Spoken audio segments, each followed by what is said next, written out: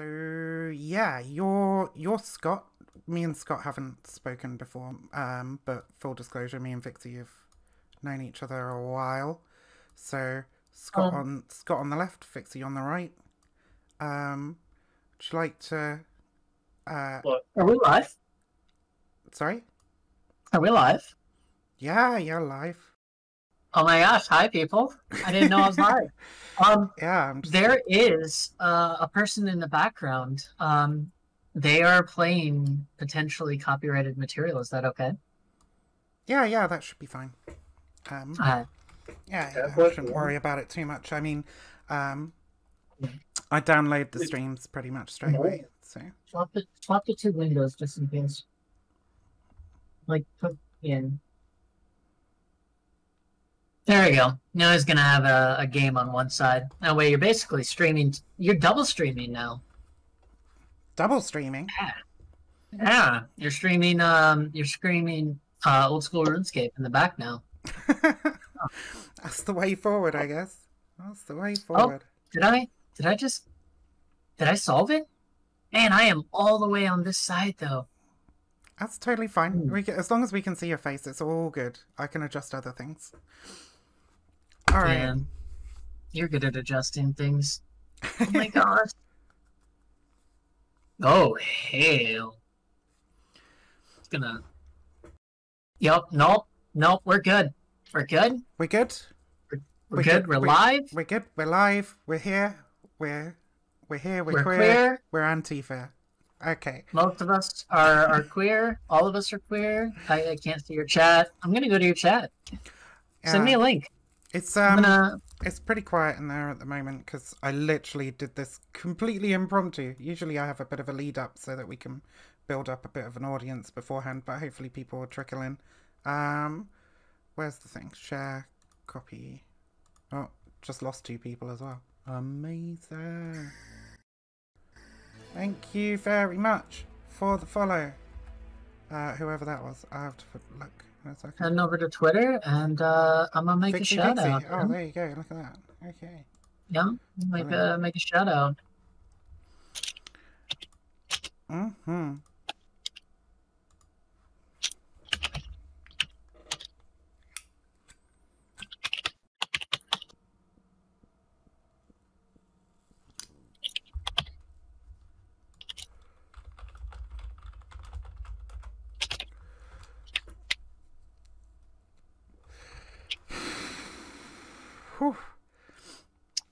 Boom, but yeah, there we go. So you guys are part of an organization called Hands of Eir. Why don't you Hands of Eir is about first? Either or. You know what? I'll let Scott have it. You know what? Usually I'm the one who answers it, but you know what? Have fun, Scott. Have fun. Well, Hands of Eir is something that is very much like Free Radicals Project and Life After Hate. So it's basically an organization that initially started as a way to sort of help people that are extremists, far-right extremists, people that are either white nationalists or even evangelicals, and basically anybody that's a far-right extremist, militia members, as a way to help them get out of the movement. And one of the reasons why I formed this one, there are several others, is that there are a lot of queer people in the movement, mostly closeted, some openly, but there's not really anybody in the sort of de-radicalization field that is helping them specifically get out. A lot of times, they could reach out to, say, Christian Picciolini or anybody in that field and get that help, but there may not be enough understanding, or there may not be enough, Christian is pro-queer, but he is, he's straight, and he may not understand everything that somebody might need. And then there's also the fact that there are certain organizations out there that claim to be, de-radicalization and everything like that, that are still anti-LGBT. And so this gives us a space where we can be ourselves and we can help people like ourselves rather than them possibly meeting somebody that isn't quite as nice. And that's kind of one of the best ways to put it. Now it's kind of expanded in some ways to also being a support group for LGBTQ people, rather than just DRAD. So there's still the DRAD section of it, but it's now expanded and it's more of a community now. Oh, that's awesome. And so, are you two are the founders of the project then? Scott really was like the brainchild. He's the one who came forward with the idea. I was working with a different project, and then after that organization kind of was falling apart, Scott just approached me and was like, "Hey, I'm doing this." I said, you know what? Fine, yeah, I'll put my energy into that. So I got us a website going. I kind of helped arrange the Discord so that it was a little bit better, because Discord seems to be kind of a thing that people use now for socialization, socializing, and from there it's just only grown. That being said, now I probably would have waited. I probably wouldn't even bothered to do a lot of it until next year. So Vixie kind of got it to where it started even earlier. I let a fire up Ernest, but he can be a bit of a slag. He can. He can be a bit of a procrastinator. He's a good guy though. A little bit. Oh. Actually, I do believe that I made that mistake. I think we're all babies in the channel right now, right? At the end of the day, I feel like everyone is a baby. It's the real gay agenda. Complete abolition of pronouns. Not gender, just pronouns. Yeah, just get rid of them. They're a pain in the ass anyway. Oh, they really are. So Vixie, what kind of brought you to this point? I mean, obviously you don't have to share any specific details if you're worried about doing so, but just a little about like what brought you into and out of like the far right. For the far right, I mean, what brought me out of it was not a singular event. It was like a consistent clash of thoughts. I tried to. I'm gonna be a complete memester here, but I like the whole facts and logic thing. I like things to at least have a certain kind of consistency. Mm-hmm. I mean, I know that, like, ethically speaking, everything doesn't have to always be consistent to be true, but a lot of the far right, there wasn't a lot of consistency. I would ask, like, why do we hate black people? Our answer was always just, because we do, or they smell. And I'd be like, that's not really a good reason. I mean, have you smelled yourself? I mean, kind of right. And, I mean, after enough of these kind of inconsistencies, I found myself slowly, like, breaking away. And then of course there was the inner monologue of me being queer, and you can't really be queer in a movement. I mean, maybe on like the fringes, on the far side of the alt-right, maybe you can. You've got people like Milo, but Milo would never rise to the higher ends. He would never. You can be one of the good ones all you want. The farther, the farther up, it eventually that's just not going to happen. Fair enough. And what about you, Scott? I gather you used to be were you a moderator for Iron March?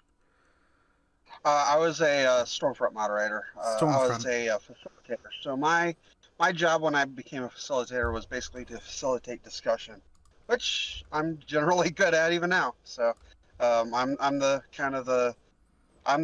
whenever we get new people in the Discord server, I'm usually the reason why we've got a new person. So I was also a leader of the offline Pioneer Little Europe Kalispell, and so I basically recruited for an offline hit group as well as a moderator. And my exit was mainly because I got sick over the years of the violence and the negativity and everything like that. Every single time there was a new mass murder or any sort of violence, I would flip out. Mm-hmm. And on one hand, I wore blinders, saying, hey, you know, that's not that person there that just committed that crime isn't like me. Yeah. Never mind that I was pushing the same stuff. I was normalizing the same stuff that uh, that person did, but I would always try to keep that barrier. And eventually, it just got to the point: is why am I trying to say that that person isn't like me when everything about us is basically the same?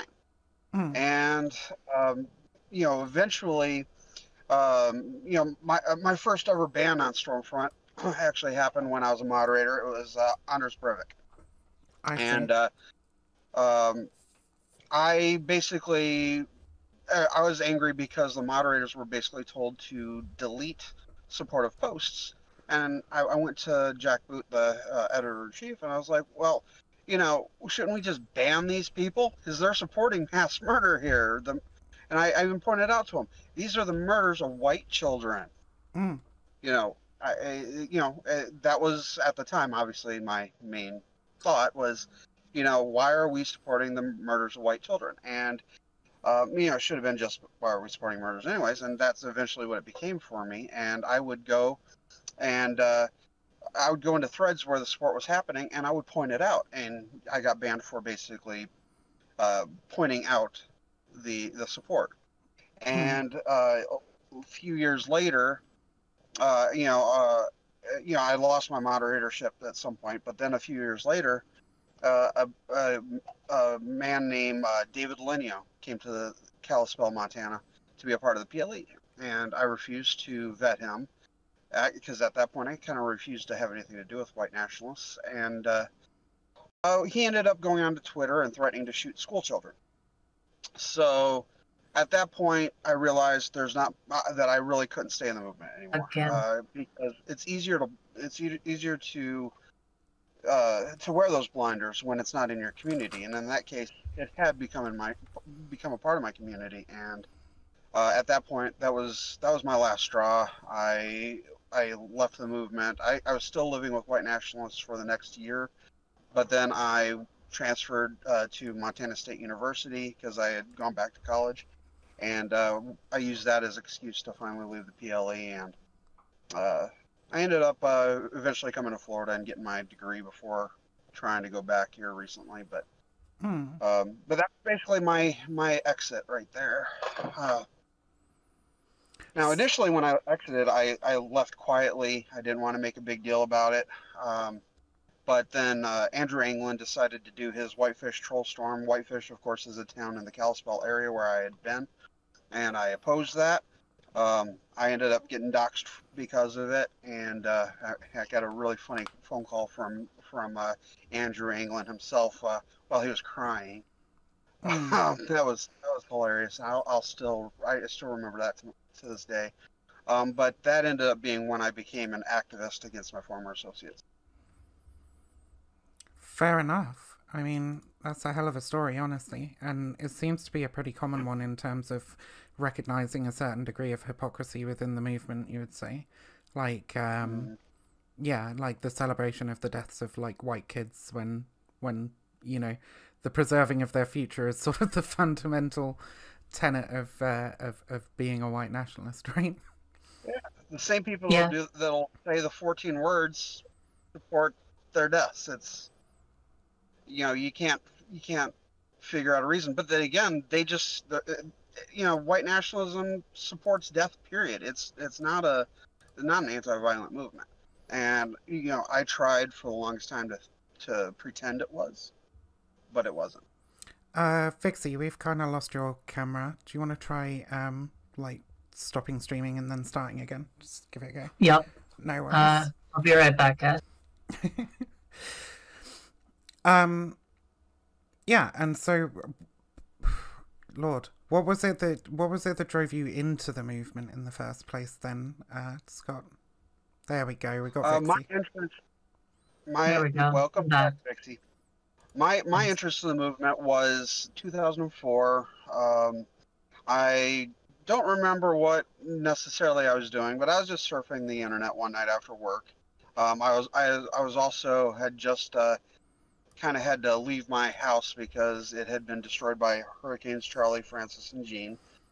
And I ended up seeing a blog, and this blog was a self-proclaimed Antifa that had a blog post where he was trying to get men to go to the home of Lynx and Lamb Gady, the daughters of April Gady, and to rape them.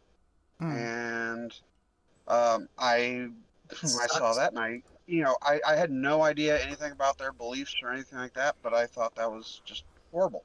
Yeah, no, that's messed up. As a self-proclaimed Antifa myself, like I would absolutely not advocate for anything like that. I'd be wholly opposed to it. Yama wasn't really Antifa. He was just somebody that was just horrible. Yeah. He was some guy from Brooklyn. I find a lot of the people who claim to be Antifa are usually just like younger kids who don't really take like the anti-fascism part to heart as much as they do the Antifa part, like the black bloc part. And so Lynx and Lamb at the time were about 12 years old. So I contacted the FBI. Oh, he actually put a map to their house, too. That's how much he really wanted it to happen. Oh, jeez. I contacted the FBI. They basically shrugged it off, said they were aware of it, but that maybe I should tell the girl's parents. So I contacted, or I went to their forum that they had, and I introduced myself to them all and told them what was up, and pretty much from that point on, kind of sealed my fate to go down that rabbit hole. I ended up becoming a friend of the family. At first, I wasn't a white nationalist at first, and now I am a heathen. I'm a Sachewer, and unfortunately, that does sometimes create a little bit of a gateway. If somebody latches onto your faith and stuff like that, and they can then draw you in that way, and that's kind of what ended up happening. It took me a while before I really considered myself a white nationalist, but it was just inevitable, and I ended up in the movement for 10 years. 10 years. There's a lot of people who take on the Austritter thing, and they really try to push that white power narrative through it. Totally got real close to the camera there. It's totally fine. Just see more of your face is great. Yeah, so it was like an anti-Antifa thing for you then, Scott. I think I find that really interesting, honestly, because a lot of the groups that we talk about at the moment, most famous of which probably being the Proud Boys, are very, very focused on sort of like 131 anti-communist action or being anti-Antifa rather than being sort of explicitly white nationalist. But it seems like that is very much a gateway into sort of much more extremist kind of ideologies and views. Well, at first, it wasn't even necessarily for an anti-Antifa thing for me. I didn't really care much about Antifa at the time. I wasn't a white nationalist. In fact, it was shortly after that happened that I met Daryl Lamont Jenkins, and I've always had a fairly decent back and forth with him. Daryl's a good guy. We spoke to him on Monday, I think. Yeah. Yeah, he is a good guy. He's known me pretty much from the beginning, so it wasn't necessarily Antifa that were the problem for me. It was, again, my entire thing was violence towards somebody, and then that. Now, I'm not saying I'm a pacifist. I own guns. I would commit violence if I had to protect myself or others. But there's a difference between that and seeking it out. Yeah, and that was the problem when it came to both that as well as David Lenio later. So both of you eventually left and set up this organization, Hands of Eir. Eir is EIR, right? Which is like a Norse rune, which is probably a little bit spooky to a lot of people who do kind of like study the far right and so on.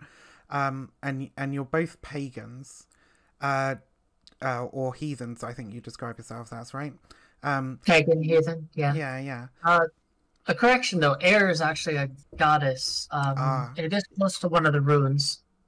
She's a goddess of healing and kind of forgiveness, so it seemed appropriate. yeah, no, it does, for And, sure. and she's also a goddess of the forge too. So she, Air, Sure. the name actually became Iron. So. Oh, wow. Okay. Full circle then. Um, so, geez, if somebody's in the far right now, and did you say you deal only with queer people, or is it primarily with queer people?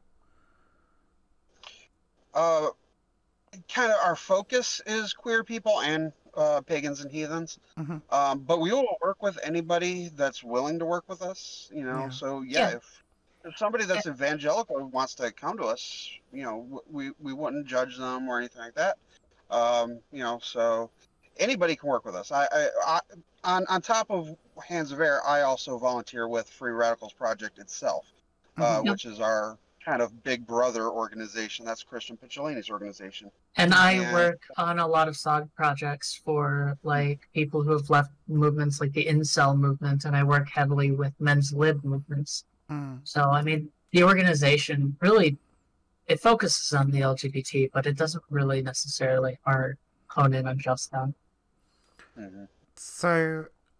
So, yeah, if you have somebody who's in the far right and perhaps they're queer or pagan or what have you, and they're having second thoughts, they're having doubts, what would be the process that they would go through in order to be facilitated out of that movement and into sort of general society, I guess?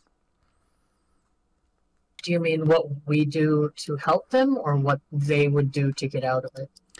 Well, I suppose both, honestly, but yeah, what you would do to help them first, I suppose. Well, a key part would be for them to try to get out, because Yeah. we don't seek out anybody. They have to be willing and wanting to do it, and if they can reach out to either Free Radicals Project or us directly. But the key part is they have to want to get out, so they have to be actively trying to get out. Once that happens, they just can contact us, and then we can give them support. Yep. We do sort of. It's counseling without counseling. We talk to them, we give them all the support we can, but it's not like real, in-depth counseling. Mm-hmm. I mean, we do also have. It is good that we mention that. I mean, we have partners with various different other places. Like we have an LGBT organization that has a few people on their board that are licensed. I mean, we have all sorts of different friends that are therapists that we can, of course, recommend people to.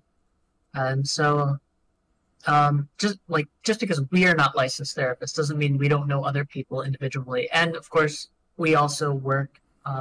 We do work alongside law enforcement to a degree. So, I mean, if you need to get out, like in that regard, I mean, we can get a hold of people to help you. I suppose that sort of like hints at my next question is if somebody's already, because, we've heard a lot this week, in fact, just speaking to people about how it's very difficult to go in and drag somebody out of any kind of cultic movement. They essentially have to want to leave. But if they already want to leave, what do you guys think are some of the barriers preventing that exit, that an organisation such as yourselves is even necessary to exist? I would say one of the two biggest ones are probably any prior legal issues, and then the social issue. I mean, I won't go into details of the situation, but recently there was a situation where me and Scott, our past habits kind of collided with people who weren't a part of that, or cut from a different cloth. You kind of change as an individual when you're in the movement, especially the further you go. The habits you pick up, the kind of mannerisms, the way you socialize, and that can be very difficult. And then, of course, if you've picked up any cases, and a lot of people in the movement do, any criminal cases, that can also be an immense barrier. And sometimes it can be easier to go back to the movement because a lot of the time the movement really, I'm not speaking positively here, but they will take care of you you know, like any other gang or extreme movement would, you know, hey, yeah, we'll let you sleep on our couch and stuff. All you gotta do is just want to commit genocide. Scott has a couple that he believes are unique too. Well, there's also the fear of violence against you when you leave. Now, obviously, there's only so much we can do when it comes to that, other than, you know, help them with dealing with law enforcement and protection and stuff like that, if it's necessary. But other than that, you know, a biggest part is just having support, having that community, because a lot of people go into the movement seeking community, and so we're giving a place where they can have community on their way out. That's understandable. Yeah. And we're unique in that we don't really need you to become a leftist, or we're not trying to promote any unique ideology. You know, I mean, I'm a social democrat, and you know, he is what he is. But you know, if you come to our organization, you want to leave the movement and still be a conservative. You know, our goal is to make sure that you stay out of the far right. Our goal is to make sure that you're not, you know, associated with people that would radicalize you to, you know, commit acts of terror, like in New Zealand or, you know, other places. You know, that's our goal. You know, we can talk politics and, you know, do you want to be fiscally or socially responsible or some mixture of both? But I mean, for us, it's just getting out of hate, making sure that you're not losing out on the community when you do. Because I mean, that's what drives a lot of people there. You know, even in the movement, it said that, you know, most of the active members of the white power group are just there because they want to belong. And it's even acknowledged in the movement that most of the people there are really so much racist as they are just racist by proxy. And I want to belong somewhere. You know, we live in a very lonely age. Yeah, for sure. I think we definitely see that. You said you work with like more black pill people like on the side as well. I think you mentioned incels specifically, right? And I think we definitely see that among that community, the people that are sort of driven to extremism through isolation. The men's liberation things that I've been doing, currently a side project, just because Hands of Eir is growing, it is new, and we don't want to push any kind of an agenda until like we have an agenda to push. But I find that a lot of the people that we deal with are incels and young men who have felt disenfranchised.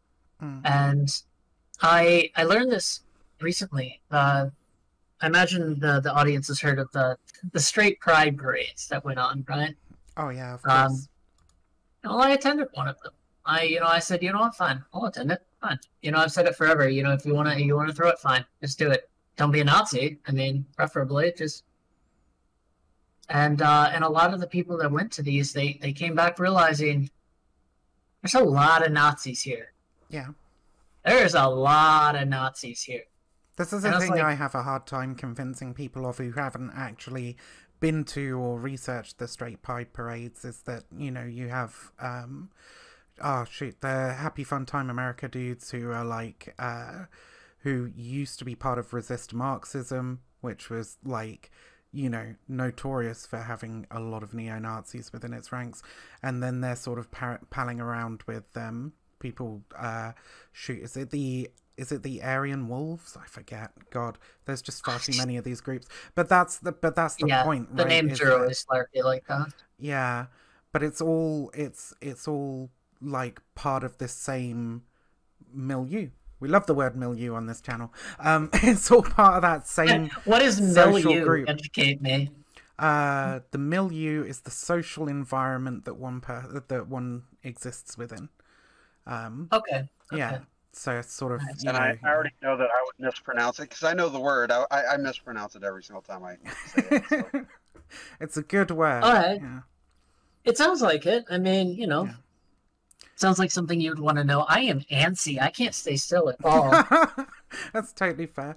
But yeah. So they're all part of that same milieu, and it's really, really difficult to convince people who aren't there, who haven't like researched it, that something is seemingly innocuous to the average person, kind of silly, honestly, as straight pride would be so so filled with extremists. So Yeah, I mean, a lot of these people really, like, they had bought into this narrative, like, you know, I mean, there's a gay pride, there's a Black History Month. Why isn't there a, you know, a straight pride parade? And then once there was, I mean, that argument's gone now because, well, there was a straight pride parade, and hell, half of the gay people in the city came and attended with them. They're like, hell yeah, straight pride, an excuse to party. Okay, based. Hello. So the argument was gone. So I asked a lot of these people, like, do you feel like after having attended this, that tension inside of you, that where's my side of the slice? Do you think that might have been diminished? And they're like, yeah, a lot, actually. Yeah. I mean, I expected there to be a lot of a lot of people against. I'm like, the internet. I mean, go to Twitter. I mean, you go to Twitter and everyone hates you. They think you're literally the second incarnation of the devil, but nobody else cares. I mean, it's just a parade. You're straight. You want to be proud of that? Fine. You want to be, you want to be proud because, 350, 450 years ago, your parents came over on a boat from Ireland. Do it. Be based. Learn Irish history, learn Irish culture. Just, there's a big difference between being, between white pride and, German pride for me. I'm German. I was born and raised over there. And then I came over here to America. I love German culture. I love the language. I love the food to a degree. It can be a little hard to eat sometimes, but I love it. I love it all. I'm very proud of Germany as an existence. Not necessarily everything that happened, but no country's perfect. But I'm not proud to be white. White is some nebulous thing that exists to oppress other people. So I work with incels and I work with these young men and I say, sure, you know what? Yeah, I'll help you be proud of being European. I'll even help you with your 23andMe stuff. I think that stuff's awesome. And just get rid of the whole white power, white pride thing. It's dumb. Blackness exists only on the hinge that whiteness exists. On we stop making this thing so important. We can go on with our lives. Yeah, definitely, and that's important to sort of to emphasize is that there's no problem. There's nothing inherently wrong about being proud of your culture's history, heritage or what have you. There's a lot of very interesting cultures out there. I mean, when left-wingers say that phrase that everybody kind of scoffs at, the whole diversity is our strength thing, partly what they're talking about is that, all cultures have things that are worth being proud of, and, we should embrace those things that are good about them, and we can enjoy the things that are individual to that culture that might not necessarily be good or useful, but things like art or food or dance or what have you, right? We can enjoy all those things from many different cultures, I would say. But there's absolutely nothing wrong with saying I'm part of this culture and I'm a fucking Brit bonger. Yeah, I'm well happy to go out and watch some Morris dancing. You are definitely a Brit bonger. I mean, who doesn't like German people? We created an entire celebration about getting drunk. Okay, Germans are based. And that's fine, but there's a difference between being proud to be German and then it's proud because you've got pasty skin. Yeah. I mean, well, I don't mind that pale skin. I just feel like it's way more based to celebrate. I'm using based a lot, by the way. It's my word now. I'm stealing it. Based. I think it's way more based to celebrate Oktoberfest than it is Blue-Eyed Fest. And yeah. And then, of course, the incel thing, I mean, that ties into men's lib. Honestly, there are a lot of men being left behind in society. Men are slipping behind in education. There are still a lot of fields that could be automated, and worker rights don't exist that are primarily, if not entirely, men. Because of Tender Law Act and everything like that, men do have issues in custodial battles. Despite the fact that it is only 11% of rape cases, 11% of rape cases are false accusations that ruin men's lives. I mean, these are all things that we can talk about. Yeah. I wish that every time a feminist spoke, those weren't the things that get mentioned, but I mean, these are issues, you know. And then incels, these are young men who live in a society that tells them that if you're not getting laid, you don't have money, and you know, you don't look like a frickin', you know, Calvin Klein model. You're worthless. I mean, how is that any different than the stuff that women face every single day when it comes to their beauty standards? No wonder why these guys become incels. You know, women have like health at any size. We have, you know, Dove commercials. What do men have? Power tools? Well, the power tools aren't bad. I got a few myself, but you know, and this radicalizes people. I mean, the alt-right picks and chooses from these people every single day.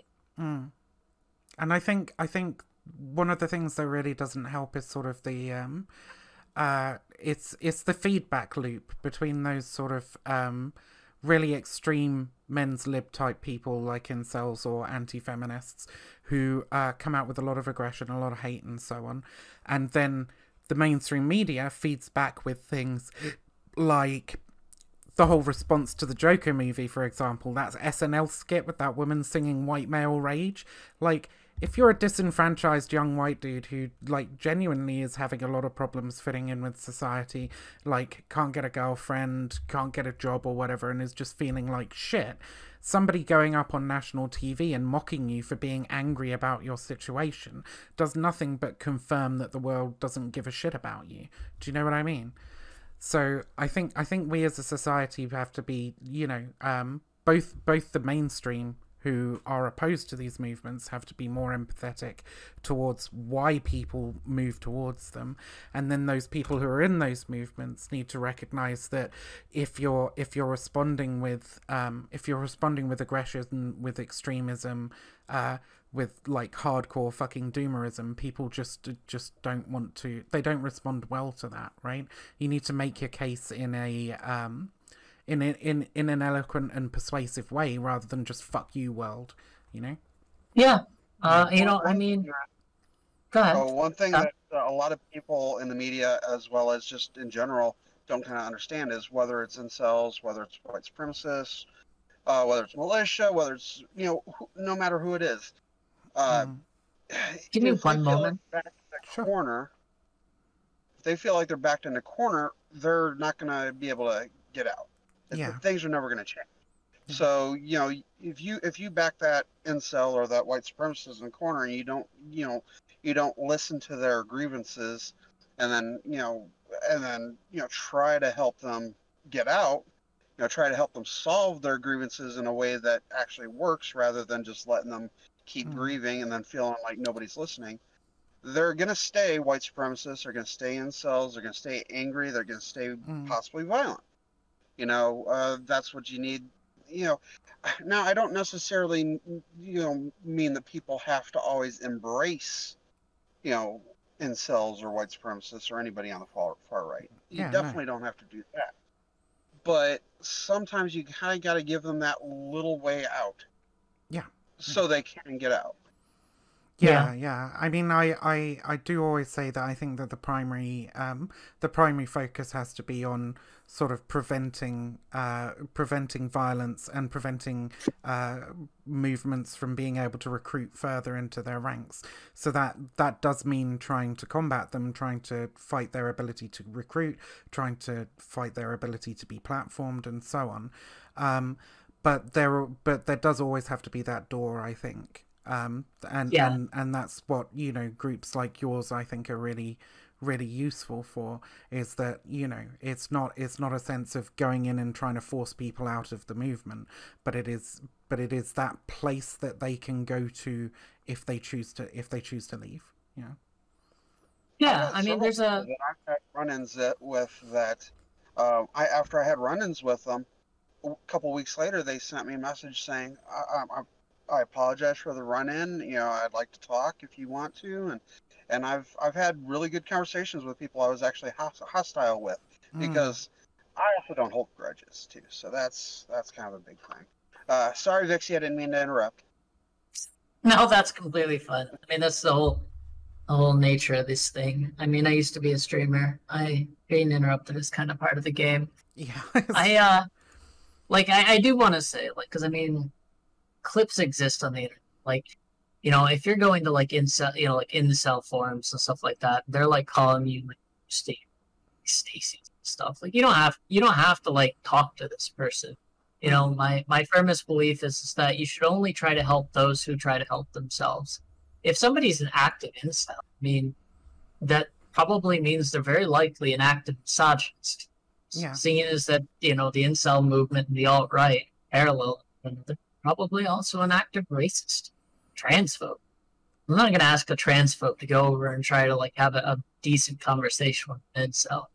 But I mean, if somebody's like, they're slipping in that direction or they're finding their way out, I think honestly letting them have it, giving them a slight bit of leeway might be the best thing you can do. In that sort of liminal stage between being fun. Yeah. No, that makes perfect sense. So I think we're coming up on 40 minutes or so now. Is there anything else that you kind of feel you want to add to this conversation? Maybe any projects you've got coming up or anything like that?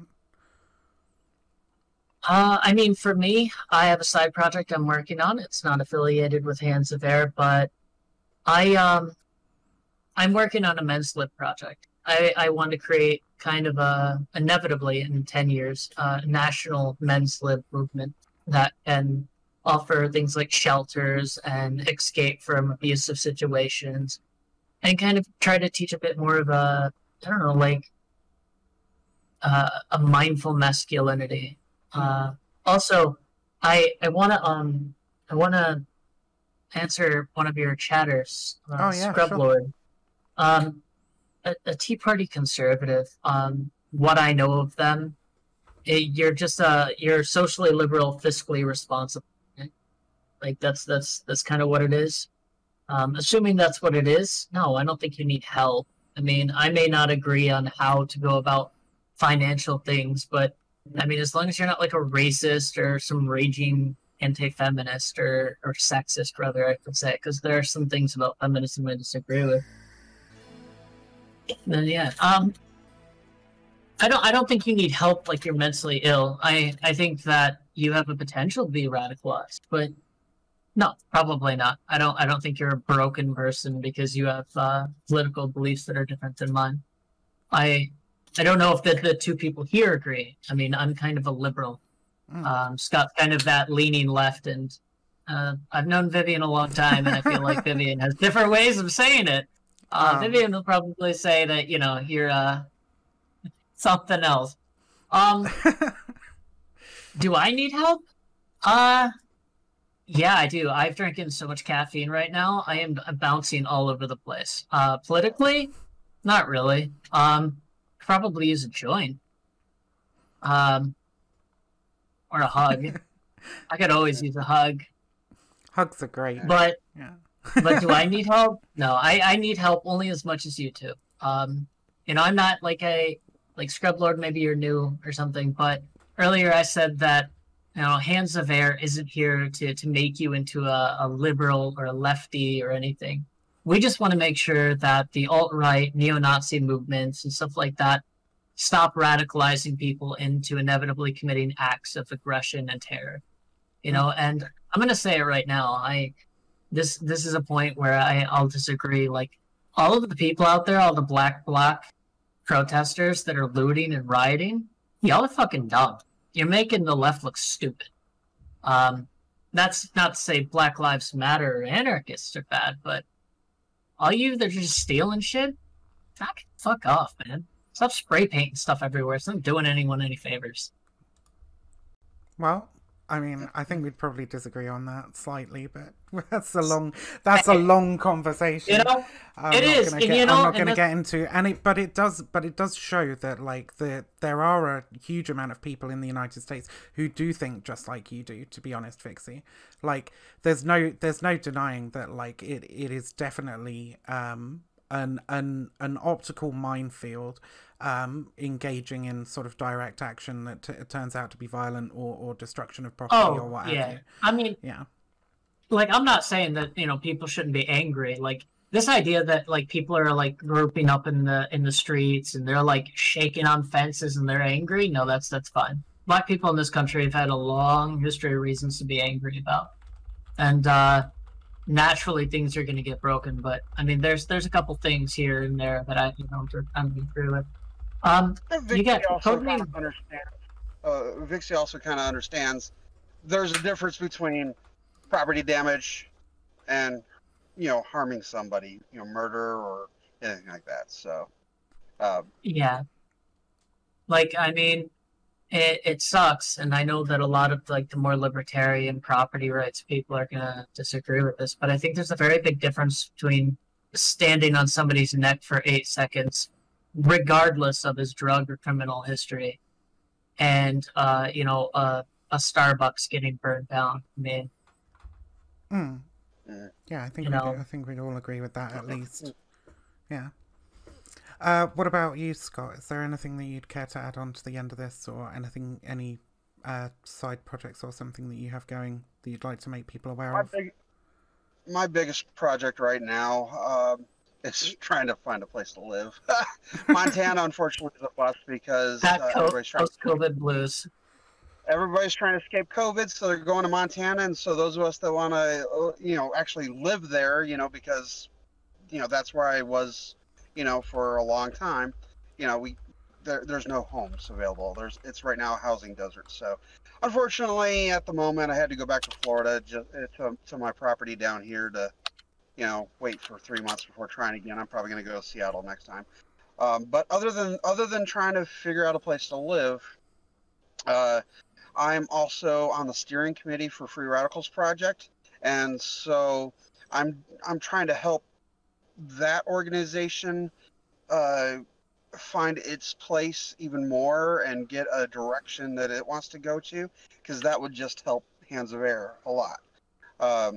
Even the rest of the people on the steering committee want to make Hands of Eir more of a kind of secondary group that people can go to, and so they invited me, and Christian invited me personally to be on the steering committee. So we're trying to figure out what he's going to do with his organization and how our organization fits in with that. And so that's kind of my biggest project right now, is trying to expand the place of Hands of Eir by helping expand what Free Radicals Project is doing. So unfortunately, a lot of my time is being spent on that. Vixie's, got her side projects, but that's one of the reasons why, especially on our Discord, we've got wonderful staff members that pretty much do. Some of our Discord moderators actually are in the chat right now. Oh, that's cool. Yeah, coming in to show the support. I just want to say, Codename Vegas. Yes, we are former. I'm a former neo-Nazi. I was part of the Vote and Smoke movement, and Scott was one of the moderators at Stormfront, white supremacist forum. We left the movement at different times, and I don't know. We're just trying to help folks out. And thank you, Furry Machete. Yeah. That's awesome.